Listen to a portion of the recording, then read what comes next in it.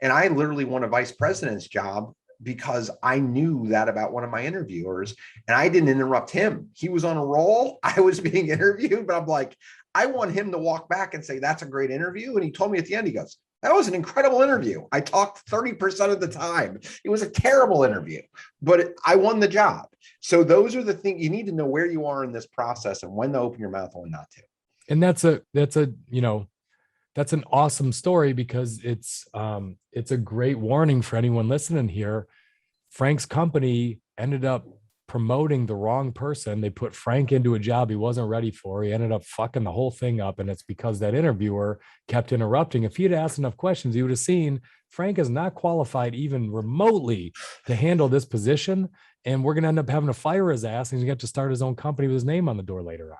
So I think it's an amazing story that you just told. I thought I'd interject that, Frank. Recording the audio intro of this podcast is such a peaceful experience, because it's the only part of this episode every week where I'm not interrupted constantly by Frankie. This episode, we talk about chronic interrupters and why they tend to make terrible salespeople, leaders, managers, owners, and yes, co-hosts of podcasts. If you are new to our show, subscribe, like it, follow it, share it. And if you're a longtime listener, you have not given us a 5-star review on Apple, shame on you. You're listening to Let Me Speak to a Manager with Frank Cava and Ian Mathews. What a crock of shit. Yeah, that was hot mic, Sam. You can't say God on the air. Don't worry, nobody's listening anyway. Do it live! I'll write it and we'll do it live!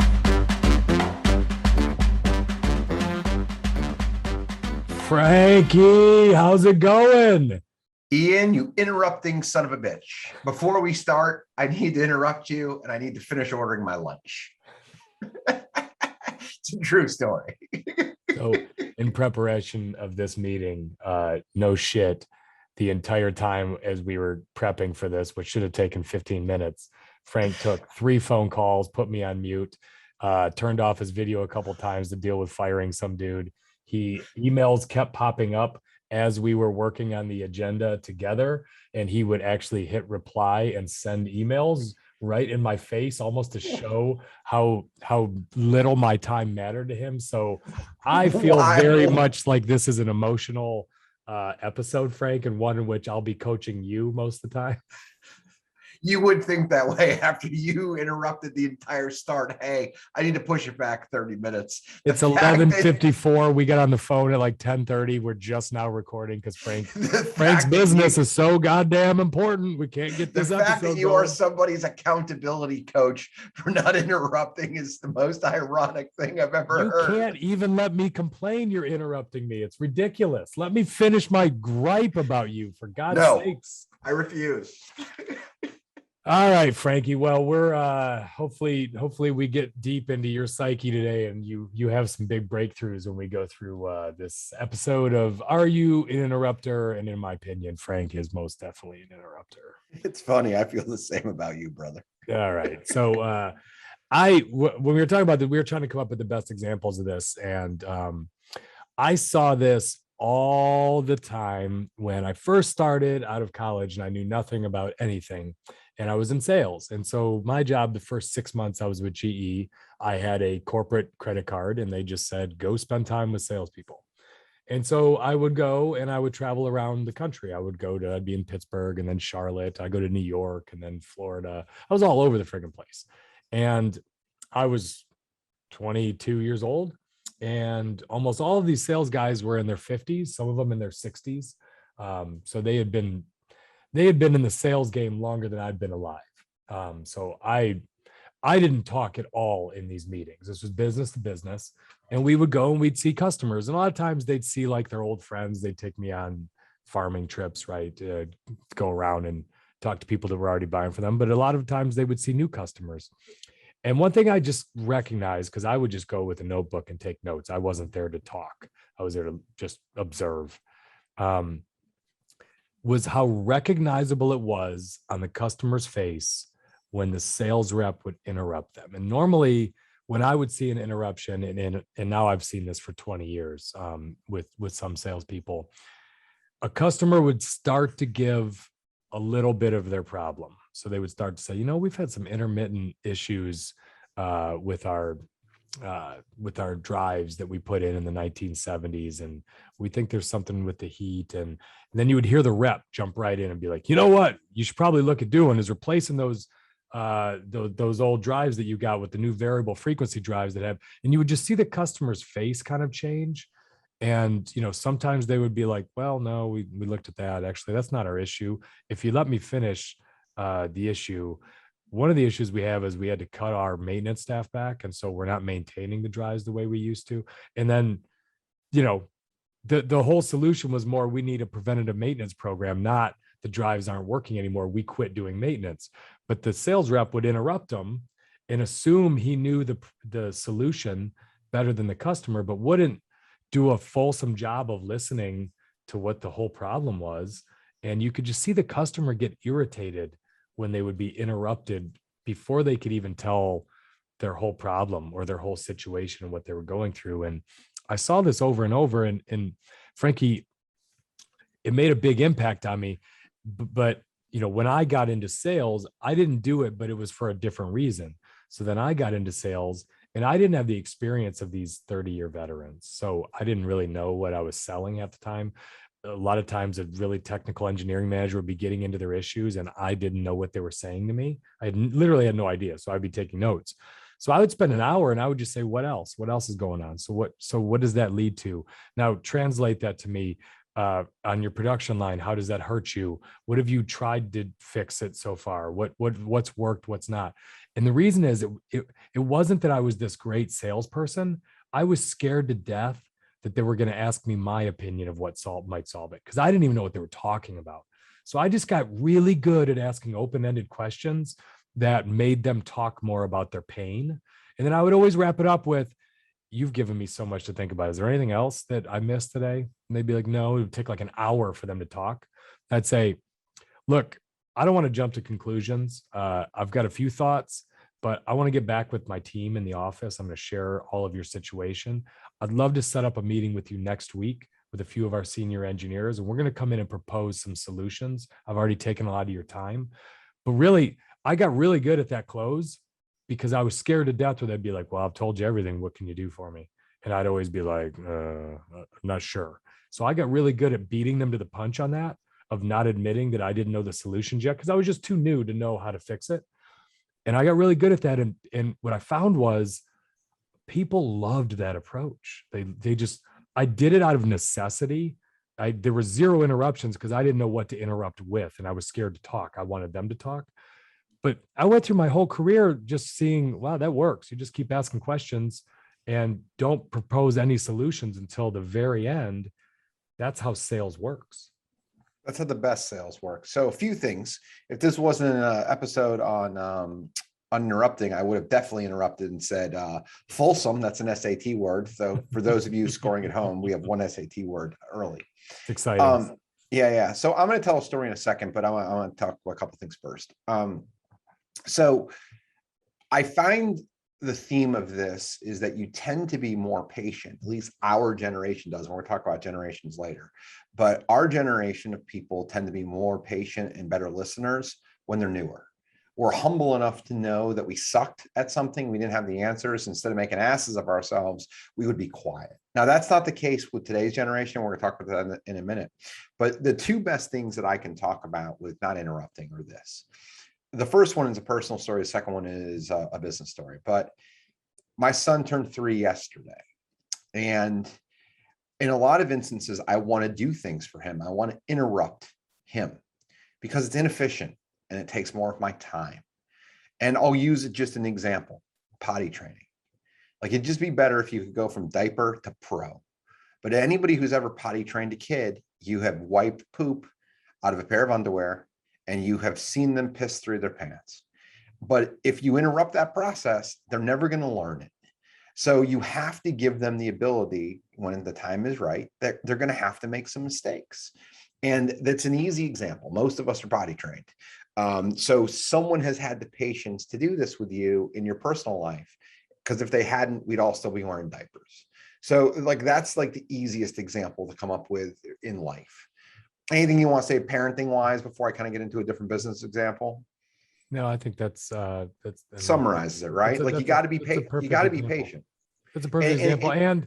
And no kid ever liked a parent answering a question by saying, because I said so. No, Right. that's the only thing I would add, is that's an irritating thing to hear. You want explanations. You want to be able to come to those conclusions yourself. No one follows anyone because I said so. Yeah, my kids are too young to understand that, but yes. But the second story is this. So I was at Ryan Homes, and I had moved from construction over to sales. And I was this hotshot kid, and, I had a little bit of influence. And I was like, I want to learn from Suzanne. Suzanne's the best salesperson. She's the one who crushed everything all the time. And what I learned very early is salespeople and people from construction function very differently, like very differently. Like, Oh, yeah. she was unorganized. Like, I know this now, but I didn't know that then. But I walk into my meeting. It's my first day with her. We have an appointment at like 5:30. And she goes, we have an appointment today. Just an FYI. I'm like, okay, cool. She goes, allow me to say the following. The good Lord gave you 2 ears and 1 mouth for this reason. Listen, don't say a word, don't open your mouth. And I was like, yes, ma'am. And that customer walked in. I said, hello. I shook hands. I sat there. I said nothing. And then she actually asked me a question. And I kind of looked at her and I go, she goes, yeah, when I call on you, you can speak. So I spoke, and then I said nothing else until it was time to shake hands, and they left. And again, this is not how I would react today, because I know what I'm doing and I'm in an arena where I know what I'm doing. So it's very rare that I have to just shut my mouth and listen. But when you're young and you're learning, you do. And what I will say is this: when I get into new situations and I know I'm the dumbest person in the room, I revert back to that person who listens more than I talk. And it's rare, but it does happen, because I know I'm here to listen and I'm not here to talk. Suzanne knew that the only thing you could possibly do by interrupting or jumping in was kill Screwed her up. commission, right? Yeah. And through experience, she knew that this is the customer's time to talk, not ours. And Yep. so we're going to let them talk as much as they can, let them feel like they're in control, and make them feel important. And, interrupters. So this is from Psychology Today. This is our half-ass internet research portion of the show. So this is a direct quote from Psychology Today on what interrupting is. Interrupting implies that you deem your words more worthy than the remainder of what the other person has to say. You appear uncontrolled. People will view you as not having the self-discipline to avoid being rude and egotistical. Interrupters feel a compulsive need to establish dominance and strike others as incredibly arrogant. So that's that's the psychology portion of this. So Suzanne knew that at her gut. And she also knew that's about the last thing I want to make a customer feel, all of those things. So I'm going to let them control. And you know what, the thing you did where you looked at her like, are you sure? A great salesperson will do that. They'll listen and they'll wait for a long pause and be like, is everything out? Are you done? And it's not in a way that makes you feel uncomfortable. Be like, I know that was a little long pause. I just want to make sure that your whole thought got out. Can I say something? Like, you see them really obnoxiously lean into asking for permission to even interject or speak, because they do care a lot about, and they know I can't sell if I don't know the whole story. So I got to get it all out of them as best I can. This isn't in our notes, but I'm so glad you just brought that up. I'm going to bring it up now. So what you learn in sales when you get good at it is there's going to be awkward pauses, and the awkward pauses need to be embraced and not run from. And what happens in every transaction is there's a point where it gets awkward, and the first person who speaks loses. And sometimes I've done this where there's a 4-minute pause, like no shit, like over the phone. It's just dead. The person who goes, just making sure you're still there. I'm like, yeah, I'm here. They just lost. Like that little thing, they care more about it than I do. So we can talk about this in more negotiation, but if you interrupt in that moment, you've just lost. So it's common courtesy, which we're going to kind of talk about generationally right now, but it also is a negotiating tactic. utilizing the pause and the break and that interruption. So in my opinion, and this is one person's opinion that's been on this planet 45 years, I feel like this is worse than it's ever been. I feel like interrupting is commonplace. And when we were trying to figure out why we felt that way, I feel like it's a little bit of a function of just the connective nature of society in general. And I kind of call this the notificationization of the world. I feel like with a smartphone in your pocket, I got a watch on that buzzes. Like since we've been talking, it's buzzed twice. Smartwatch. I feel like everyone has a notification for everything. Every app wants to notify you. Amazon wants to tell you that your order shipped and that it received and you should have it by now. You get notifications of every new email that drops in, every new post. Did you know that Frank Cava just posted a new video? Go look at it. Go look at it. I feel like we're almost numb to interruptions in general from the devices that are on our pockets. And yeah, you're right. If you're not around your computer or you left your smartphone in your car, you got a friggin' watch on that's buzzing and bothering you throughout your entire workout. You can't even relax anymore when the whole point of you getting that watch is to have better workouts. And now the watch is freaking stressing you out during the workout. That's right. So I think part of it, Frankie, is just in general, today, we're really used to getting interrupted. So why not if two people are talking or 8 in a meeting are talking? Why wouldn't everyone just interject and interrupt all the time? Because life is just one big interruption. That's true. So what I want to do right here is kind of talk about stuff that happened way before we were born. Like we got in an argument about this earlier, like don't talk about the John Wayne era. We weren't alive. That's true. But I'll tell 2 quick stories and we'll kind of talk about where society is now. We'll get into like where it started in a second.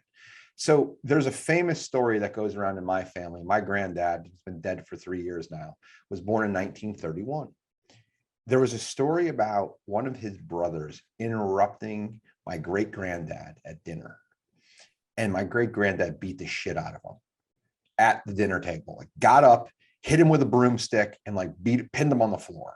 So clearly that's not going to work in today's society, but that's the way interruptions were handled in a society 80 years ago. So people that are related to me, that's how it worked.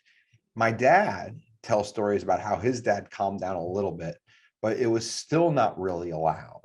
But I grew up mostly in the 70s and the 80s. I mean, I would say I grew up in the 80s and the 90s, really. And in the 80s and 90s, there was constant interruptions. There was all types of things that happened that we just kind of let come in. Now, it's not as bad as it is today, but that's the era that we kind of grew up in. And one of the things that you're going to learn if you're a younger person on this, if you're Gen Z, you're used to interruptions, and most of your managers, people like us, aren't. So it's different, and you have to kind of understand your space. Well, I think when you talk generationally too, so if I'm in my parents' house and the phone rings, my parents both still scramble and will go pick it up no matter what's going on. They will. Yep. Like if I'm talking to my mom and someone calls me on the line, she still almost says, Pavlovian. Hold on, someone's calling. And it'd Right. be like, Mom, you can see who's calling. Like, just call them back. Well, that would be rude if I didn't pick up. Like it's because there weren't as many distractions. Whereas you and I live in a world where everyone's texting us, notifying us, calling us. Someone calls on the other line with someone, I'm not picking it up. Like it's a pain in the ass. First off, that time I dropped the wrong person, so I just don't do it. But I think it's a little bit of a function of where you grew up and what you grew up in. Frankie, as you were talking too about in the old days, do you remember the famous quote from the Godfather when his son jumps in and asks a question during the deal where they're asking if he wants to get into the drug trade? He's having a conversation with Salazzo and he goes, clearly I've spoiled my children and they speak when they should listen. Oh, it's such a good line. And the look the Godfather gives Sonny when he bursts in on it, he just kind of stares at him like you're. And it's incredible because the Godfather's born actually around the same time my great granddad was born. As soon as Salazzo walks out of the room, he smacks him in the head. Boom, but it's a beautiful scene in the book and the movie because Sonny showed his hand. Sonny showed that he was game. Sonny showed that if we kill the old man, Sonny will do business with us in drugs, because Sonny opened his mouth and said, wait, they're in on it? Barzino's in on this? Are you sure? And it showed his hand that Sonny, the only reason they're not in the drug trade is because the old man won't let it. So they were like, oh, here's the solution. Let's go knock off the old man. So by Sonny interrupting in that meeting, It's a he good got point. his father shot. That's That's pretty it. much Yeah, what happened. nearly killed. That's a perfect way to talk about how interrupting in sales negotiation, because life is a negotiation. In dinner table conversations aren't really sales. It's just rude. But in a lot of instances, it can tip your hand, especially in business. So I want to talk about something generationally that's hysterical. Did you ever see the Sebastian Maniscalco skit when he talks about company? Mm-mm. I'll send it to you. We might even put it in here because it's just fucking awesome. Sebastian Maniscalco goes through this whole thing about how when he was a kid, his mom will buy the Edamons coffee cake, and how like you people aren't allowed to touch the Edamons. This is for company.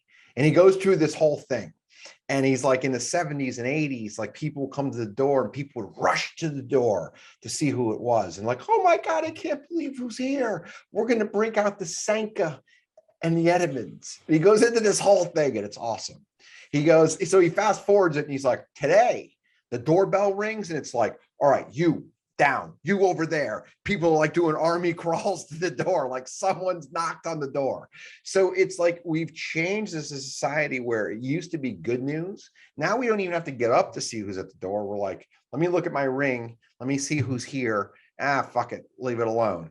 But it's like, like these things do morph and change over time. Technology, part of it, society is part of it. But like it goes back to what we're talking about with interruptions and kind of where we are as a group. So I think it's probably indisputable. I don't think it's a hot take to say that being an interrupter is not great for your career. And we've talked about sales in general. And I think we've made our point that it's really hard to solve something for a customer if you don't listen to all of their problems and you really get a real good understanding. 80-20 rule, I had a little thing that I always said in sales classes when I taught it. It's the wait model. Why am I talking? Wait. And when you're talking, if you want the customer to talk 80% of the time, your 20% should be questions, should be open-ended questions, getting them to tell everything. The 3 deep model where you listen once and you say, tell me more. How does that impact you? Tell me more. Tell me more. There's people offer information in layers, like peeling an onion. That's whether you're trying to persuade someone within your company, a customer, a manager, whether you're working up with your manager. We're not wired where you ask us one question, we tell you everything. You got to keep asking and more and more and more. What else? What else? And I think it's the same thing, Frankie, as a manager. If you're managing people, it's really hard to coach someone. Let's say someone comes to me and says, I had a customer. I have a good example of this. This was 2 weeks ago. I was doing my leadership essentials class with them. We had a group coaching call. So 8 managers on this call, and the two seniors were on it. And we were talking about, this was the lesson on how to fire someone and how to fire them the right way. And on these calls, it kind of goes without saying that they're confidential because we're talking about people here. So Right. someone was It's a like, big deal. I got this person and she's just not working out. And we never used her name, but the other managers knew who they were talking about. So fast forward, they end up firing this person. And she says, yeah, I knew about that. I got tipped off by one of the other managers. So the 2 senior people called me and they're like, what do we do? We don't know what to do about this. Someone in that call leaked. And like everything in me was screaming exactly what I would do. Like I wanted to say, you got to sit down with everyone. You got to ask these questions. And I had to really like pull myself back because I'm coaching now, I'm consulting. If I just give them a solution, it doesn't work, then they're not going to feel bought in. So I was like, well, what do you think? What are you thinking of doing? What are you going to try? I'm like, that's certainly new to me hearing something like that. I have some thoughts, but I'd like to hear yours first. What have you ever run into something like this? What have you done so far? I forced myself, Frankie, to ask questions and not jump to a solution for them and tell them what to do, because one, I'm supposed to be coaching them. So if a coach doesn't just tell you what to do, a coach tries to get you to pull out the best solution that you could think of. And at the very end, then I said, okay, I love everything I heard. Here's a couple other things you need to think about of how those people might respond. But I'm thinking about this call, I never once told them prescriptively do A, B, C, and D. They had to come up with it themselves, and I had to just listen and ask a lot of questions. So I think it's the same. I had to fight my need to want to interrupt and say, that's not a good idea, or that's the right idea, or here's exactly what I would do. And that's the same with leading people, leading other managers. That's the same thing if you go to your boss and you want your boss to make a change for you. You don't tell them do this, that they're just going to get defensive. You get them to talk about the problem and ask what their thoughts are. So I think this is really good, and it's really good for this reason. We've kind of talked about when you're new, when you're in sales, especially about being quiet. We talked about being quiet with movements, with helping your child potty train.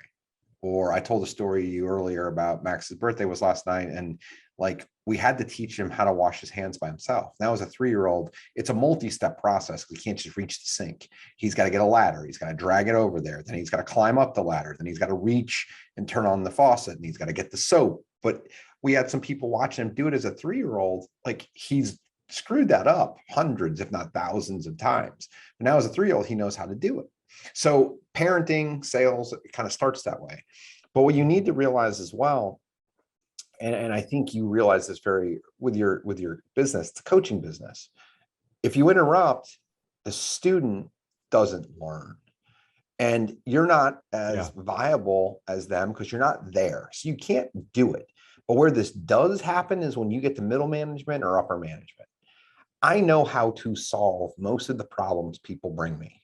I've seen it. I've done it. It's the reason I have a corner office, and it's the reason why my name's on the door. But what I had to do is I had to do a couple of things. I had to be patient for a very long time. I didn't have a middle management or an upper management group for 9 of my 12 years in business, but now I do.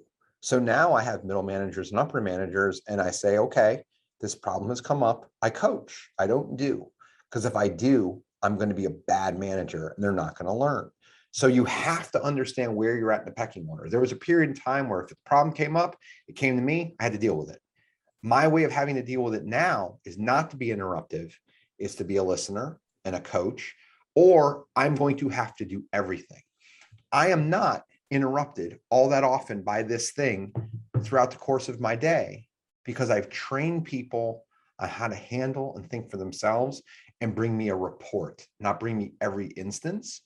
And that is how you scale a business. Now, I'll say this to you, Ian, and I'll kind of stop for a second. I see tons of people who are at my position or smaller, and they're interrupted constantly. And they can only get to a certain point with staff. There's a lot of people, Angelo and I were talking about this yesterday, somebody we work with that can't get past 12 employees, never. And the reason is he can't allow others to feel important or delegate to. And because of that, it's very limiting. So people will cap out and they'll turn over. So you have to know where you are in the process. I want to stay on something you said because it's important. So people come to you, they've got a problem. You're a very unique individual. Not a lot of people have their name on the door. Not a lot of people have 40 employees. Not a lot of people have grown something the way you've grown it in 10, 12 years. You have a very distinctive way of doing things, right? You're gregarious. You're very personable. You are also very direct, and you can cut through bullshit. You have very specific strengths. And I know your team, they have some strengths you don't have. They lack a lot of strengths you have. The reason their name isn't on the door. So if someone comes to you and says, we got this problem, you say, do A, B, and C. That's your solution that works with Frank Cava doing it. So right. That would be like someone coming to me in a baseball game and saying, here's what you got to do, Ian, lay a bunt down the third base line, leg it out, get to first. That's what I would do. That's someone who's fast telling me that. I'm slow and I'm not a good bunter. So that's actually a bad way for me to get to first base. So by you not telling people exactly what to do, your way might suck for Carla. she's a different personality than yours. She's different strengths, different things. She might come up with an actually much better way of doing things her way if she's the one having to execute. And so I think a lot of times with managers, where they struggle is they think, well, I've seen this a million times and here's exactly what I do. And I know it works. So just do it.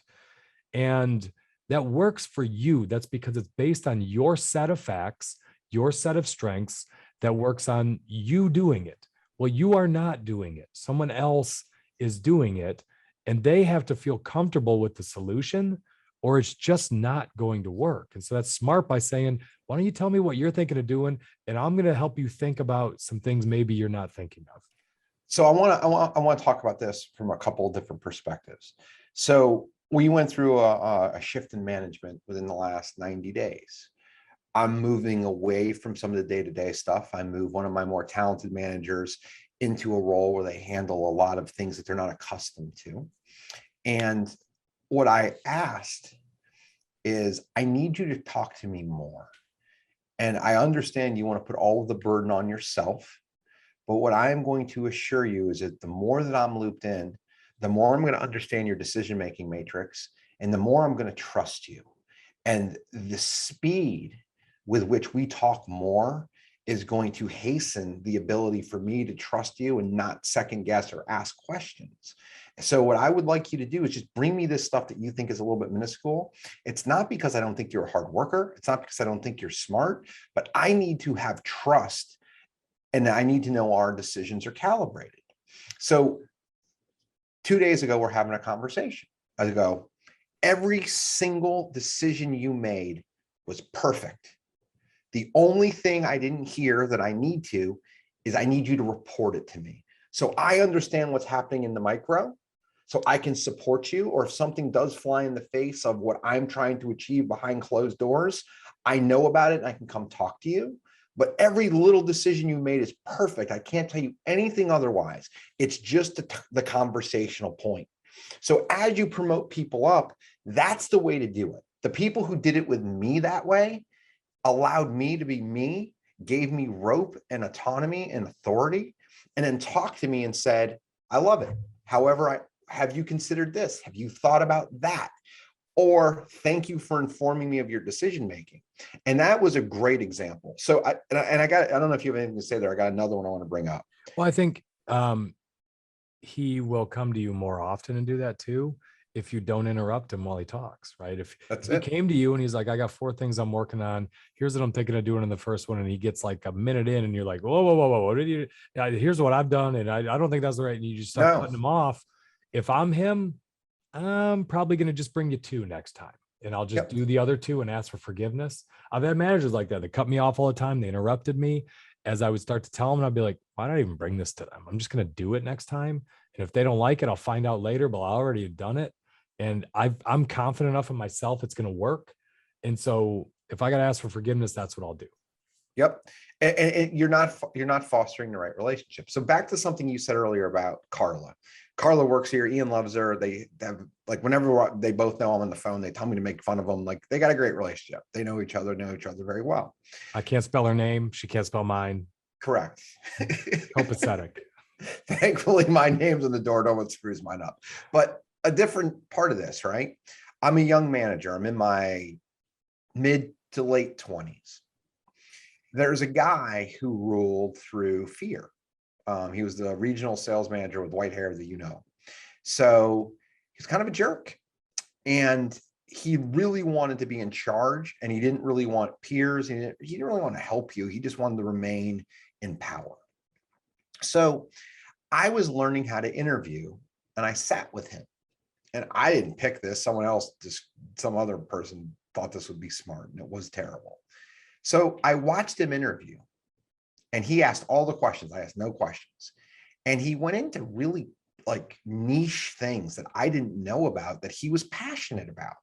And it was like avant-garde with someone who knew about avant-garde jazz. I could barely identify jazz, let alone this genre. And he spent like 30 of the 60 minutes talking about it and all the things about it. They were speaking a different language. And at the end, he asked me what I thought of the interview and what I thought of the candidate. And I wasn't confident enough in myself at the time to say, I got nothing out of it. I don't understand avant-garde jazz. I don't know what you were talking about. Like, they seem friendly. I tried to lie and nudge my way through it. And someone who was a So friend funny, of mine, that fits right in with an episode we did on perfectly acceptable times to lie. Like, if you would have looked him in the face and said, that's one of the worst interviews I've ever seen, I am shocked that someone with 30 years of interviewing experience would waste an entire interview talking about jazz. I didn't learn anything about the candidate. You asked terrible questions and you spoke almost the whole time, which is the truth. And he asked you for, what did you think? If you'd have said that, your ass would have been out 6 months later at that company. So that would fall right under the perfectly acceptable times to lie. But that's not the point we're making. We're making the interruption point. right. But we're also saying, like, giving people an ability and have the autonomy if you don't interrupt them. Like, I am not him. I didn't get anything out of it. Thankfully, I had friends behind the scenes who were on that panel and were like, we know this guy is a jerk. Frank, like, they supported me and I didn't lose my job and I ultimately got promoted. But the point, I couldn't make a decision based upon his talk track. The same reason you can't interrupt your employee, because you don't understand them. So you have to listen, you have to not interrupt, you have to understand, you have to gather. The other thing, like, I'll tell this to job hoppers who are listening. I understand my employees fairly well. They've been here for years at this point. My best team has been here all around 5 years or more. I understand them, they understand me. We have a narrative, I have things to build on. So they get more autonomy because I know who they are. And that's a big part of, like, the whole trust thing and not getting interrupted and giving them the ability to kind of fail forward as a leader and a manager. I think it's worth sticking on this for 1 second because there are interviewing managers here. I think the interviewing piece is worth talking about for a second. Interviewing is exactly the same as sales. 80% of the talking should be the candidate. A bad interviewer is one who's talking 80% of the time. There's certainly a time for it at the end where you ask, like, what questions do you have, where you're selling your company, you're doing that. But how can you really, like, I've been at some interviews where I felt like I didn't even talk much in the interview. The interviewer did all the talking. And I felt like after I got the job offer, I felt like, man, you'll probably let anyone in here. I barely told you anything about my background or anything. You did all the, every time I would start to bring something up, you would jump in and then talk for 7 minutes and not let me talk. So it's the same with interviewing. Like, you have to stop yourself from interrupting a candidate so that you can really learn about them and just keep asking open-ended probes. We're going to get into, at some point, we have it prepped, we're going to get into things that should alarm you in an interview. And one of the things is if someone talks too much. And what you're going to notice is this. So let's say you are the interviewee. Who you're interviewing with is important. There's usually a panel. There's more than one person you're interviewing with. The older the person is and the more senior they are, the bigger the ego they have, especially in a big company. And those are the people who talk the most. So to win that interview, understand they're going to talk and keep them talking. Because if they're talking, they're in a good mood, they think you're great, and there's nothing to ask you. And I literally won a vice president's job because I knew that about one of my interviewers and I didn't interrupt him. He was on a roll. I was being interviewed, but I'm like, I want him to walk back and say, that's a great interview. And he told me at the end, he goes, that was an incredible interview. I talked 30% of the time. It was a terrible interview, but I won the job. So those are the things you need to know, where you are in this process and when to open your mouth and when not to. And that's an awesome story because it's a great warning for anyone listening here. Frank's company ended up promoting the wrong person. They put Frank into a job he wasn't ready for. He ended up fucking the whole thing up. And it's because that interviewer kept interrupting. If he had asked enough questions, he would have seen Frank is not qualified even remotely to handle this position. And we're going to end up having to fire his ass and he's going to start his own company with his name on the door later on. So I think it's an amazing story that you just told. I thought I'd interject that, Frank. Thanks, Ian. So why You're lucky I was laughing. I would have interrupted your ass. So why do we interrupt? So we talked about it a little bit. This is more. When Ian's being an asshole, he gets interrupted. So this is some more deep shit on psychology. This to show you how deep we go on this podcast. This wasn't the number one result on the search results. This was an article from this was the number 2. We went all the way down. Normally, everything you hear from us is the number 1 item on a Google search. Our crack research staff pulled this up. Crack research staff of Ian Mathews and Frank Cava, largely Ian Mathews. Why do we interrupt? It's that need to feel dominance, to feel important. It's usually someone who is self-conscious. It's someone who has a lack of self-awareness. They don't even realize they're interrupting other people. I could tell you one that is a big one for me, is and it might be a lack of self-awareness, of course, but another big one of me when I'm interjecting is a fear of forgetting. I have something, Frank says something and I'm like, oh man, I have something really good to add to that. And I want to just get it out. And so when I interrupt Frank, which I shouldn't do, when I interrupt Frank, he doesn't get his whole story out. I interrupt his train of thought. And I'm doing it because I'm afraid that I've got this really cool story that would add value right now. And I want to get it in, but that sucks for him. I'm not patient enough. And I'm anxious that I'm going to forget something that would add to his story, that I screw up his story by doing it. And so we'll get to how to handle some of that. Another one is the desire to prove your expertise. And I think this comes back to not having self-confidence. You feel like you have to show everyone. So, go back to Suzanne Steele telling Frank, don't talk. It's awkward to sit in an hour-long meeting with a customer and not say a goddamn word. Like after 45 minutes, I'll guarantee you started thinking like, this customer probably thinks I'm an idiot. Like thinks I had no value. I don't know what I hated. It did not take 45 minutes for me to think about that. It's the worst. I've had that feeling before where I've been in a meeting and I'm young and I don't know what I'm doing. And I start getting this imposter syndrome and I'm like, I got to say something. I got to jump in here. Even if it doesn't add a lot of value, I need to let everyone know I'm not sleeping over here in the corner and that I came to the meeting for a reason. There's this kind of need to feel accepted as belonging at the table or wherever you're at, or I belong in this conversation. I wasn't just brought along. So there's this need to chime in. And, I found that need went away the higher up I went. The bigger my title was, I could sit in meetings for an hour and not say a goddamn word and just listen, because I didn't give a shit what anyone thought. They all knew I could get up and leave the meeting anytime if I wanted. I called the damn meeting, or it was, kind of like nice of me to go to the meeting a lot of times. When you're the most senior person, you don't interrupt as much sometimes because you don't feel that need for belonging. Everyone knows you belong in the room. That's it. And so there's a couple things. If you're interrupting a lot when you're a senior person, the people in the room don't belong. Like the people who are contributing don't or aren't prepared because you're decimating them for some reason. But in a lot of instances, like you just sit back, you listen, you take notes, and then you're kind of the sage at the end, you summarize. But what I think is really interesting is this: when you're young, you think you need to know everything. And when you get seasoned and experienced, you realize I don't need to know everything. I need to know where to get the answers. And that's a big shift. So I was talking about Eddie a minute ago. We're putting a house on the market today, and it's a unique house. Harry brought us the deal. It's a unique purchase. Everything about it's unique. It's in a community where we don't do a lot. It's like a 7-bedroom house, and it was a unique situation. But I asked Eddie to involve me because I want Eddie to understand what I understand, and I want to lose that knowledge. So he calls me, and then he sends me a text with an update because it was my kid's birthday. And what I did was I cut and pasted Eddie's text to 3 groups of people, and I put Eddie on it. So he would see, hey, here's the question. Here's where we're at. What do you think? And he saw 3 different people weigh in on the same question.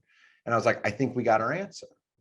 I didn't know the answer, but I wanted Eddie to understand if you text these 3 people with this problem, you get the answer.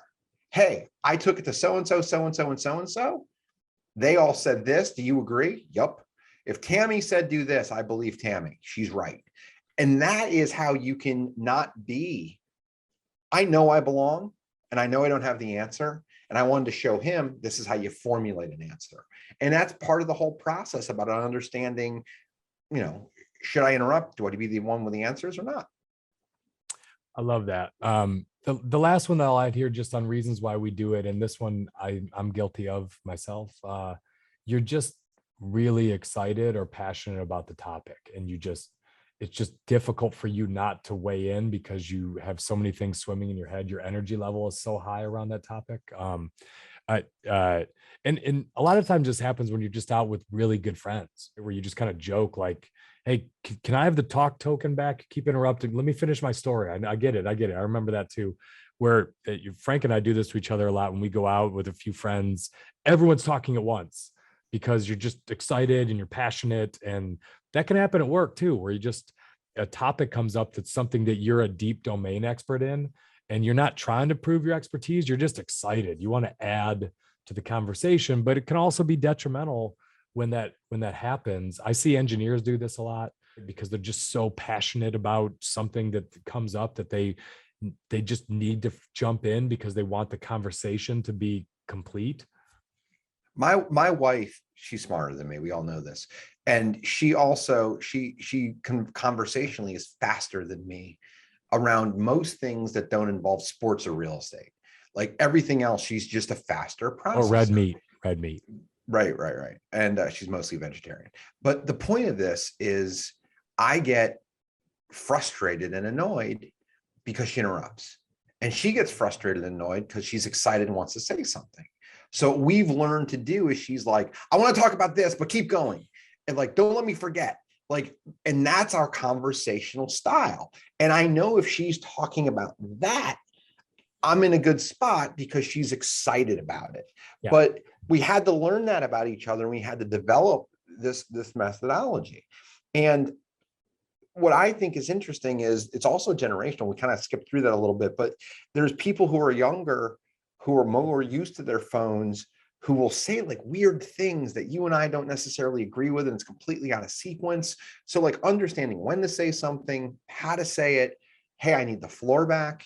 Like all these things are part of conversational style. So if you are an interrupter, if you can relate to the topics we're talking about, what can you do about it? I mean, obviously you're listening to this episode, that tells me you have some self-awareness that you might have this problem. So I think the first thing is everyone's paying attention. Like if you are an interrupter, people talk about you like this. Like people might not want to talk to you or invite you to a meeting to be around you. You are irritating people. If this is what you do, it comes across as rude, and it in no way does being an interrupter serve any career at any level, in any position. It doesn't work. We've mentioned all kinds of different positions where it doesn't work. It just doesn't work. It will alienate you from other people. And it works against you if you don't stop it. So I think this is worth bringing up here. If you're an interrupter, you're probably also somewhat obtuse. So you probably be, if you're a constant interrupter, so you're probably someone who would benefit from real feedback. If you can be self-aware enough to say, you know what, I do find myself on the outside. I do this, maybe this is me. I was listening to an incredible episode with Tim Ferriss about how he grew his podcast from nothing to 770 million downloads. And it's a 3-hour tome, but it wasn't necessarily around interrupting, but it was around self-awareness. And he talked about one of the people he interviewed, and the person made him give him feedback.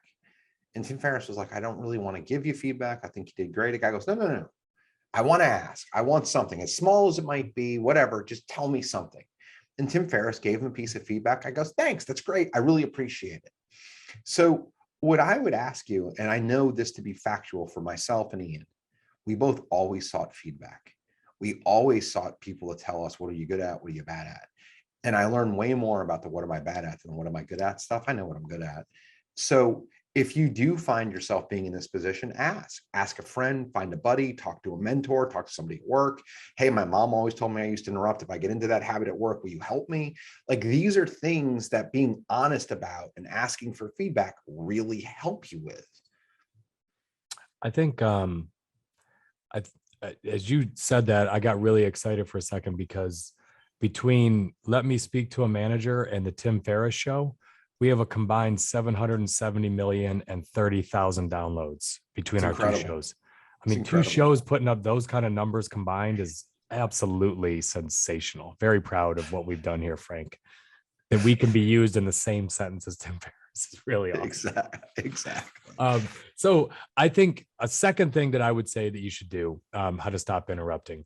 And I love something, Frank, that was a good segue into this. Partner with someone, a friend, a colleague, a partner that will tip you off when you're interrupting, when you're in that mode, when you're getting excited. So I don't want this to come across as negative at all, but I talk about my boy David all the time, who's the founder of Keep, the company I'm doing. But I've worked with him for 20 years. And David falls into the interrupter level, but on the excited level. He's an engineer. He's an inventor. His mind moves so much faster than the average person. And he loves to just explain things in minute details. He's close to it. He's inventing a product. So he's feeling all of the pain of all of the little failures and all the little wins and how hard it is just to make little things that you and I would never think of work. And he knows that sometimes he goes off on tangents and he'll cut someone off to explain something. And I'm not afraid to tell him, like, dude, you got to quit that. Like, I'm way closer to this than they are. And you lost me in there. Like, quit doing that, to the point where, and we had a whole episode on Shaq, but we talked about it beforehand, where he was like, look, you lead with the questions, because I'm going to get too excited sometimes. If he asks a question, I know I'll get too into the weeds. And we kind of worked together a little bit there, where he'll ask me to cut him off. We talked about the Gary Vee thing. He's like, explain our company real quick. And I was like, okay. And I went, it was like 15 seconds. And he's like, oh, you're way faster than me. You're going to be the person that explains what Keep does, because I can't do it in less than 5 minutes because I'm so close to it. And so when David does interrupt, it's not, I never take it as an ego thing. I take it as someone really excited, whose mind works fast, and he's into details that maybe other people aren't interested in. So that's an example of it, right? And that's self-aware. And David's fucking brilliant, and he knows, and he's self-aware, and he's got a good partner who's not going to let him, step on his own dick, because Ian's invested in this, so to get to the other side. So let me give a different example about how you manage it. We went to a different format with our team calls. So 3 years ago, we added team calls. I had a relatively new person to the company run the calls, and it's not fair to that person to have me interrupt. I want them to run the call. So what we would do is we talk ahead of time, we talk after, and I told them, either look at the chat button or look at your phone. And if it goes off and it's me, look, this is me nudging you in the right direction, without interrupting you or taking away any of your authority. But I think you should pounce on this at this moment. It lasted for 2-3 months and it ended. The person was great. They took all the feedback and they implemented it. I've got new people that do the same thing. If I jump in, I completely neutralize them, but I can do it with technology in a way that is incredible. This is another example with our phone calls. We have all of these apps now that with phone calls, when they're happening, someone can listen in and they can tell the salesperson, say this, do that, do this. Not interrupting the call. It's in the person's ear, almost like an offensive coordinator's in the quarterback's ear. That's awesome. So you can do these things to help people train. And then when you're done, you talk about it. The call is recorded. You have both ends. Why did I say this here? That's how you build real skill, and you teach people how to do things. So both ends of that are covered here with, an accountability partner and helping someone and guiding them along the way. So what we're really saying is, look for a coach, someone who's willing to come along, ride along with you on some things, come to some sales meetings, go to some meetings with their employee. Like, hey, I got to deliver some pretty difficult feedback to an employee, and you're a new manager. That's stressful. And if you know about yourself that you might be an interrupter, or you might get right in. If you've got someone a little more senior, I've been in a lot of meetings where I'd say, hey, Joe, I want to hear Neil finish that story because Joe just interrupted. Neil got cut off, and I'll circle back and say, hold on a second. I want to hear Neil finish what he had. Neil, finish what you had to say on that, where you can do it in a polite way. That's not like, quit interrupting, Dick. We just politely say, hold on, stop. I actually want to hear him finish that. And I'll interrupt you. I'll stop you from doing it and say, I want to hear him finish. And I'll do that in a sales meeting too, where I'll say, I want to hear you finish what you had to say there, because I feel like you didn't get it all out. So being someone who causes the interruption to stop is strong leadership. I work in an environment where we don't have that, and people interrupt all the time. And the person who's in charge doesn't call it back into, hey, that was great. Let's finish that. Let's explore that further. Write your thing down. Let's get into that. That's what good leadership is. Hey, Ian's on a run here. Let's finish that out. I know you got something, jot it down. Which brings us to our next point about one of the ways you can do this is jotting things down. And for those of you that are listening and not seeing our beautiful shirts today, one of the things that I do constantly is I have pages and pages and pages of notes, and I carry them around with me. I've got them organized by subject matter. I've got them organized by massive topic. I've got like a cover sheet that I build every week or two that it kind of breaks my business into 8 different components I take notes on. Whenever Ian and I do a podcast, I print everything and I jot down notes on it. So as he's talking and he's on a run, I don't want to interrupt him. I jot down, hey, talk about this in the same spot. That's a way to not lose momentum, not interrupt, and at the same time, not lose your point. And sometimes, like, Ian will get to the end of what he just said, and I'll cross off my point because he just did it. I can talk about something different because he covered it. You don't need to be redundant. I do the same because I'm admitting that one of the reasons why I interrupt is because I'm afraid I'm going to lose the train of thought. So same as you, I've been jotting this whole time. So I just jot a word and I look down at the end when you're done. And it's funny, 2 of the 4 things I've written down here, you ended up covering. And I was like, no, he covered that. I'm not going to be redundant. But as soon as I write that word down or write a couple words down, it takes away my anxiety of I'm going to forget this thought. And I think I could make this conversation more valuable by jotting it down. It comes back to Ellie saying, don't let me forget. Right. So if she had a way of just writing it down on a piece of paper so she didn't forget, she could comfortably relax, because I know that feeling. What Ellie's thinking is, even if she says, don't let me forget, sometimes it might be better to just be like, Ellie, what's on your mind? Because I won't forget mine, because she won't even hear what you're about to say. The anxiety will be in the back of her head if I've got something I need to talk about and I'm not even listening to you because I'm just counting the seconds until you're done talking so I can share my point. So, with someone like that feels that anxiety, sometimes it's best to let them talk and you remember your point as it goes. That's it. And it's everything. There's a constant construct of conversation. Sometimes the best move is to shut up and let them talk now. Sometimes to write it down. It's always in flux, but if you're aware of it, it makes the conversation a lot better. So we already talked about a pause, but I think it's worth going right back through here. Don't assume a pause is the end of their thoughts. And I think some people's conversational style is, especially if they're from the South or they're of a different generation, they're going to pause a little more and think. I see this in interviews all the time. Interviewers get so anxious when the applicant is thinking. And sometimes what I will say is, hey, look, take your time. I know this is a tough question. Don't feel awkward. I want you to think of the best thing you can. And I'll warn them beforehand. There's going to be some awkward pauses because I'm throwing questions you haven't heard before. Take your time. That's not unusual for there to be a gap, and you're not being graded on how long the pauses are in between my question and your answer. Completely and totally true. We did an episode. If you haven't listened to it, you should. It's about conversational style. My wife is a linguist. She studied under one of the 2 linguists that's super popular in the US. And we talked a lot about it. And the funny thing was, Ian and I, in that episode, we admit we were going to go in a different direction with it. And she taught us something. We thought it was really interesting. So conversational style and pause is a big deal. And we talked about it in sales cadence. Sometimes a pause is a tool. So don't just rush through a pause. Another thing you can do is just announce it early with whoever you're talking to. If it's a group, if it's just one person, announce that you have a tendency to get excited and sometimes you can interrupt.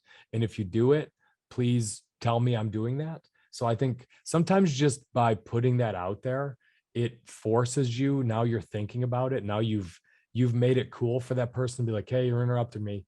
Or by just admitting it, you make it seem silly by saying it, and then you won't do it as much. It's kind of the the 8 Mile approach of tell these people something they don't know about me. Admit one of your issues and admit you're trying to work on it so that person can help you.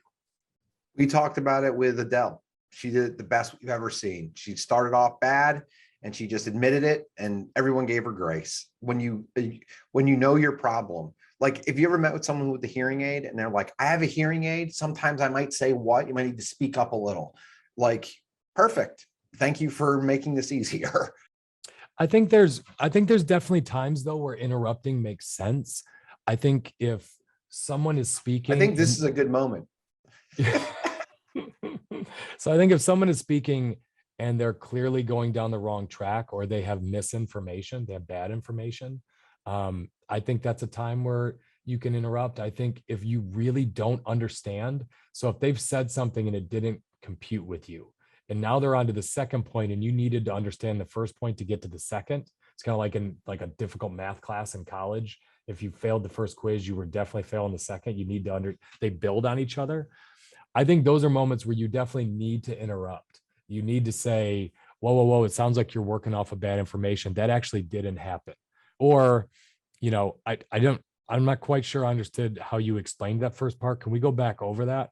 So I think those are times where I think it's perfectly fine, because if I'm speaking and the other person didn't understand anything I've said, or I'm speaking on something that's totally wrong, I would hope someone would interrupt me and be like, actually, that's all changed. I think you're working on old information.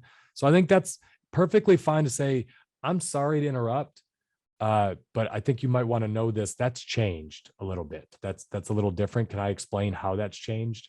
Or we did something different with that. That happens to me all the time in Keep, because we're changing so many different things that we'll be talking to a vendor, a partner, or someone, and I'll be like, here's the way the device is. And David will be like, oh, wait, sorry. Actually, it doesn't work that way anyway. We just changed that this week. And I'll be like, shit, okay, how does it work now? That happens all the time with me in Keep, because I feel like I'm not there. So things change so fast, Frank, that decisions are always being made about the product that I'm out of the loop a lot. And he interrupts me and says, that's not how it's working anymore. Yeah. And you guys have a good enough relationship where that's how it goes. So I think let's get into how do you deal with it? Yeah. So if someone is always interrupting you and you're frustrated about it and you want to deal with this, how do you deal with it? So I think if you're presenting at a meeting or you're talking in front of a large group, one thing that I always like to do, and I do this in interviews as well, start by stating a specific time when it's going to be appropriate to ask questions and to add details. So if you're doing an interview, of course, you say, look, I'm going to be asking most of the questions throughout this interview, but in the last 10 minutes, I always save time so you can ask me all the questions you want. So if something comes up while we're talking in this interview, I would just encourage you, jot it down and let's bring it up at the end. That's usually how my process works. And I find that really works. I find that as an interviewer, I don't get interrupted by the applicant trying to take control of the interview. And I think that can work in a presentation where you say, hey, look, there's some time at the end for Q&A. I want to get through my talking points so you all can absorb it. As a manager, sometimes you say, look, guys, this is a pretty meaty topic and I have a lot of things I want to cover. I'd ask that you just let me get through them, absorb it, think, take notes, and then let's all talk together. Those are good ways to kind of start a conversation by saying, please don't interrupt me because I want to get through my points. And I'll just say this on an interview, we'll move on to 2. The other thing is while I'm in an interview, if you're in flow, I don't want to interrupt. I want to jot down notes so you stay in flow and you're telling me the story, you're getting through it. And then I come back to other things that I've jotted down. I think that's great. So like 2, a great way to say this is if someone starts to interview or starts to interrupt you and you're trying to get your points across, even if it's just 2 of you, a good way to do this is say, look, there's a lot of moving parts with this story. So if you could just bear with me, let me get through so you have the whole picture before you start diving in, because I think you might be surprised with some of the later stuff and I'm probably going to cover it anyway. That's just a good way if someone started to interrupt you to kind of nudge them, be like, dude, you're interrupting me a lot. Just let me tell the story. But it's a polite way of just saying, look, a lot of moving parts. Let me give you the whole picture and then let's talk about it. I see this a lot on our daily calls where people will bring things up that really they interrupt or they're not really topical. And the way to do it is, hey, that's an awesome thing to talk about it when we break out into groups. Like you talk about that specifically with the sales team, but I don't think that really is relevant for all 50 of us. So we'll come back to that, but great point. So Redirect. Something Frank just did there is really good. So this is important. Frank, in that case, did not answer the question of the interrupter. So if you answer every question of the interrupter or you address it directly, they will continue to interrupt you. What Frank did there, let's go back. I'm going to deconstruct exactly how you said it. Frank said, hey, that's a really good point. I'm not going to answer it now. Let's talk about that at the end. We may end up answering it throughout this conversation, but let's stay on task. What that does is that reestablishes that Frank is in control of this meeting, that Frank is running this, and you can't just keep popping your agenda items in because it's not productive. That's it. And it's going to it's actually not relevant to 40 people out of 50 on this call. I don't want to waste 40 people's time. I'm an arbiter of everyone's time, not this specific thing. And it's relevant for a small group. Let's handle it later. Another one that I really like to use that keeps me in control and is a polite way of doing it is, look, I really appreciate those thoughts, but this is already starting to run a little long, especially if you have a group. So what this does is this kind of infers that the interrupter is wasting other people's time. So if I can't convince you to quit interrupting me, maybe I can appeal to the fact that you're irritating everyone in this room and wasting their time. And then, so those are all the nice ways of doing it. At some point though, if someone just doesn't get it, I will just look at them and say, can I finish? It's almost like being like, you're being a dick. Quit interrupting me. Like, what did your mom teach you? An approach I do not take with my wife. No. But can I finish? You see people do this on cable news all the time. You get a right-wing guy and a left-wing guy, and they start arguing, and one will finally be like, can you let me finish my thoughts? Can you let me finish my thoughts? And they'll keep doing that until finally one of the guys is like, all right, I'm sounding like an asshole right now. I'm by asking that, you're basically, it's a nice way of saying you're acting like an asshole in front of everyone. And then I think the last thing, after the meeting's over, after the discussion's done, pull them aside, address it. Like, look, I love your energy, but when you constantly interrupt a meeting, it's just chaos, and it comes across to me, and I think some other people, as rude and self-serving. So they can't argue with that. You can't, if you said, look, you're blowing up the meeting, they might say, how do you know that? Maybe the meeting was better because of my interruptions. When I say this, and I'll repeat this again, I love your energy, but when you constantly interrupt, it comes across to me as rude and self-serving. So now if you're going to argue with me, you're going to tell me that I didn't really have those feelings, which how do you know, dude? Those are my feelings. You can't argue it. You have to just listen to that. I think it's important you address the person head on if it's something that is derailing their career. Completely agree. And one thing you can do with someone, you can put them on blast. It ain't good. Like, it doesn't get you anywhere. It erodes confidence with others because they don't think they can trust you. And it certainly erodes confidence with the person you put on blast. Now, sometimes you deserve to be put on blast, but the way to do it is you pull them aside and you have that conversation quietly, and you don't make it public. You make it quiet. And that's the way that you really get through to someone. Hey, when you did this during this period of time, this is how I felt. Others have given me feedback about it. I think you've got a bright future. I think these are things you should potentially write down and bring up at a different meeting. This is one of the funniest episodes that Frank and I have ever done, because you could just see us, the tension of us trying not to interrupt each other as we each get our points across. Like, I'm biting my lip. This was by far the least interrupting we did, and it was the most civil because we both are fucking miserable. Most civil episode. I am literally bouncing my feet the whole time, biting my thumb as I go. So Ian, I'm going to interrupt you right now and say the following. This was an awesome episode. I got a boogie. If you liked it, like, subscribe, and follow, and we'll see you soon. Thanks for interrupting me, bro. See ya.